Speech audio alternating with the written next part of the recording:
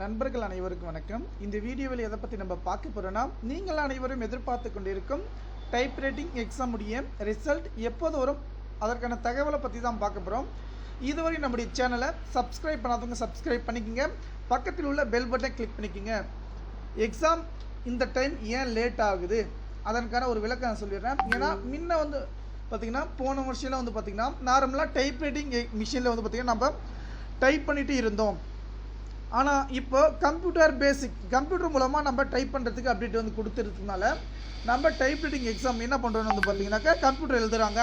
அதனால் டேட் வந்து தள்ளியிருக்காங்க. ஓகேங்களா, நம்ம ஷார்ட் அண்ட் எக்ஸாம் நார்மல் எக்ஸாம்லாம் எப்போ நடந்துச்சு நீங்களே பார்த்துட்டு இருக்கீங்க. இந்த டேட் 14/2 இந்த டேட்டில் வந்து நடக்கிருந்துச்சு.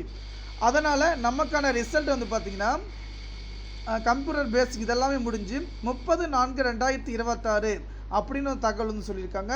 நண்பர்கள் பார்த்திங்கன்னா எப்போது வரும் கன்ஃபார்ம் வந்து பார்த்திங்கன்னா 30 40 பார்த்திங்கன்னா வந்துட்டு இருக்கணும். ஆனால் எக்ஸாமே நமக்கு கம்ப்யூட்டர் பேஸ்க்கு பார்த்திங்கன்னா என்றைக்கு வந்துருக்கு பார்த்திங்கன்னா 21/4.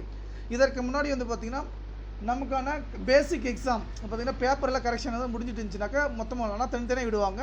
ஆனால் இப்போ அதனால் நண்பர்கள் யாரும் கவலைப்படுத்திடு தகவல் நமக்கு ஷேர் பண்ணுங்கள். வாட்ஸ்அப் கீழே இருக்குது.